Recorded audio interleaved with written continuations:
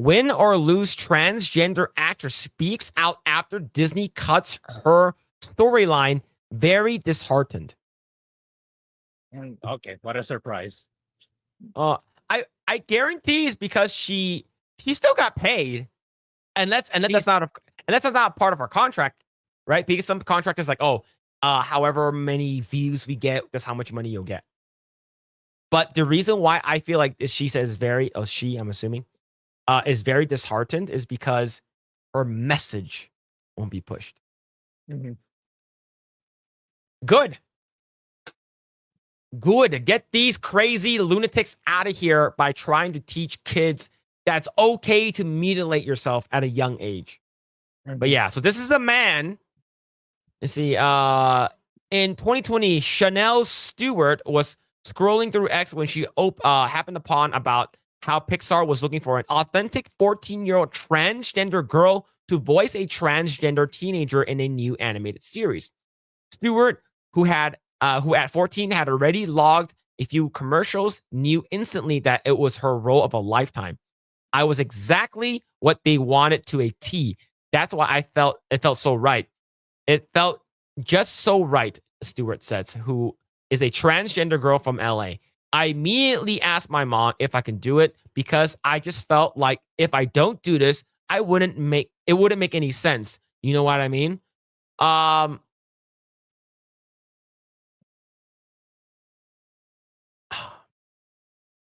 This is back in 2020. So what? She's and she's a 14-year-old, so she's 18 now. During childhood, yeah. And her mom allowed that to happen. Yeah. Imagine failing as a parent. Like there are going to be a lot of failures out there, but I feel like she doesn't have a dad. Yeah, that's something she's gonna carry for the rest of her life. Like that's something you cannot undo. And yeah, very unfortunate. Yeah, most of these people probably don't have fathers, right? Given that she's black as well, the chances of that is a lot higher. Right. Stewart eventually scored the voiceover job in Win or Lose, which revolves around a co-ed softball team in the middle school named Pickles. In the week leading up to their big championship, Stewart couldn't wait to share the news with her friends. Oh my God, it was crazy. Now the 18-year-old recalls, I wore it as a badge. I wore it with pride. I wore it with honor because it meant so much to me.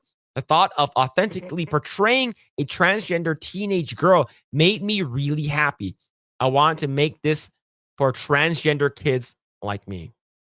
There should be no transgender kids, and that's fucking insane. This is you're trying to brainwash little kids with your garbage.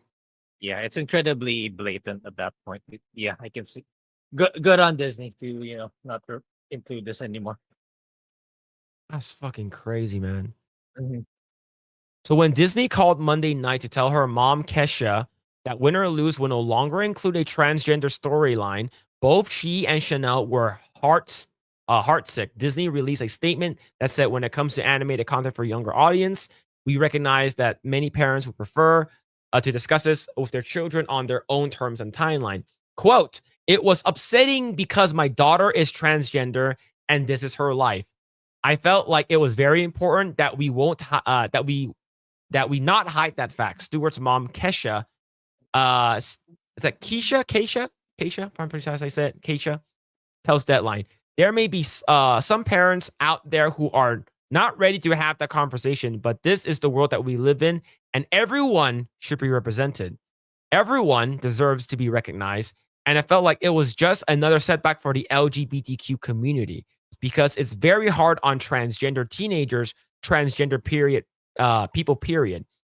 Especially when you're young and you're trying to figure out how to navigate this world that you live in and be able to grow into your own person. This mother should be locked up in prison for allowing the mutilation of their own child.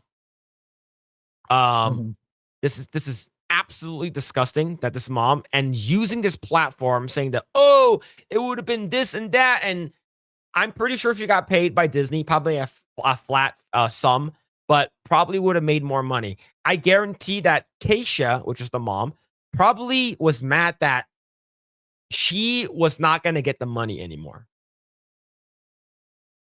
This is unbelievable, but not, Mhm. to be honest, believable coming from these people. Yeah, not surprising anymore. Yeah. Not surprising anymore. Let's see. I was very disheartened. From the moment I got the script, I was excited to share my journey to help empower other trans youth. I knew this would be very important conversation. Trans stories matter and they deserve to be heard, not by little kids. Mhm. Okay? If you want trans garbage to be read or taught or whatever above the age of 18. All right? Is that simple? All right? Yeah, they go to high school, they're gonna see trans people in the locker room or whatever. You go into a girl's locker room in high school and you see a guy with a dick saying that they're a woman. You're gonna have a lot of questions. And it's not up to a fucking company to tell you what's right and what's wrong. It's up to your parents to tell you what's right and what's wrong. And according to Chanel, I'm pretty sure a single parent's mother, Acacia, failed her. This is insane, man. I Mhm. I I'm glad they removed it now, even more Mhm. so.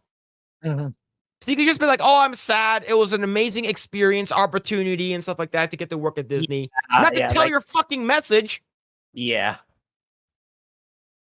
Yeah, that would have been fine, but the latter part when you were oh, the message couldn't be sent. Yeah. Yeah, same. Exact. I couldn't agreed more. I can't really articulate, That's expound more on what you said. It's yeah, pretty yeah. much nailed it. Yeah, by cutting the transgender storyline, Disney eliminated a few lines of dialogue from an episode that references a character's gender identity. Stewart was not at the liberty to share the details with Deadline about her character, but was told by Disney that she's still a part of the show heavily.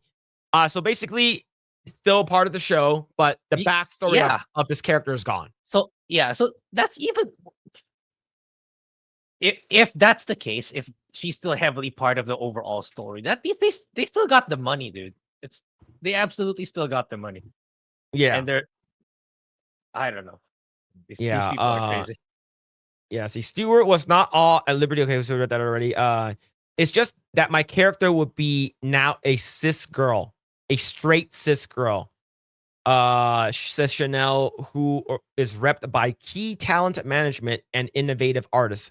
So yeah, that's all they really told me, and that I was still a part of the show. But there's still one thing that Disney can't take away from Stewart. I'm definitely one of the first transgender girls to do this. It's a true honor to be part of queer history. Win or Lose will feature Will Forte, blah blah blah, and airs on comes out on D plus on February 19th. So fuck them. Yep.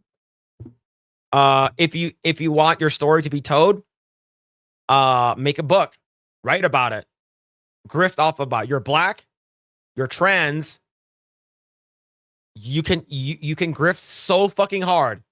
All right, I watched Am I Racist? And there's a lot of people grift so fucking hard just based off gender identity or racial identity, right? Like one of them was uh a g- a little girl, a little black girl at the Sesame Street theme park, I believe in San Diego. Rosita from Sesame Street was dressed up in costume, was waving to everyone and hugging everyone. And then the little black girl did not hug the little black girl. The black family, I believe, sued Sesame Street and the theme park. Sesame Street, I believe, issued an apology, if I'm not mistaken. And they got a huge settlement money. Now, with that said, Matt Walsh from I'm Racist want to interview this black woman. Do you know how much that interview cost to interview her? $50,000. Wow. Yeah. 50 fucking $1,000. This person, Chanel, probably could do the same. Write a book, go on CNN, go on TV, say whatever you want, and they can make hundreds of thousands of dollars just grifting on being a fucking victim. And it's disgusting. Right? And I guarantee you that when this story broke, their mom was contacted by Deadline. It's like, hey, this is blah blah blah from Deadline. Do you want to do an interview? She's like, oh, we about to be rich. We about to be rich. And it's like, daughter, son, whatever you are, I don't care what you do. Make me money.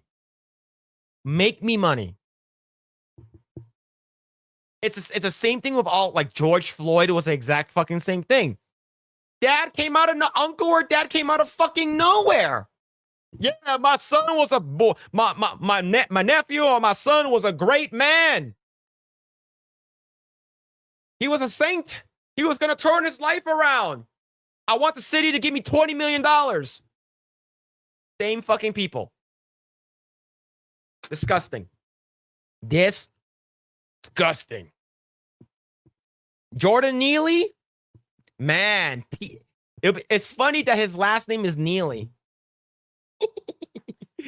That we're talking about George Floyd, but yeah, yep. Basically, Jordan Neely's parents came out of nowhere.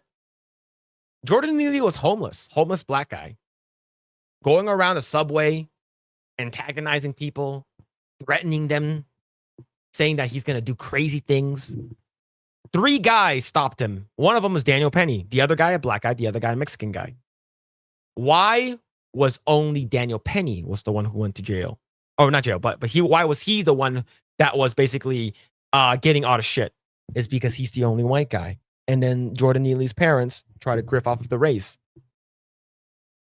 It's the same thing over and over again. It's all about money. That's why BLM buy large mansions. All of them, for some reason, are rich now. All of the leaders are all like mega millionaires. I wonder why. Thanks for checking out this segment of the Project Eggroll podcast. If you like what we do here, please like, share, subscribe, hit the notification bell, and you will know next time when we go live. We do go live every Saturday at 8 p.m. Once again, we are just getting started. Tons of more video to come. Thanks, and we'll see you guys next time.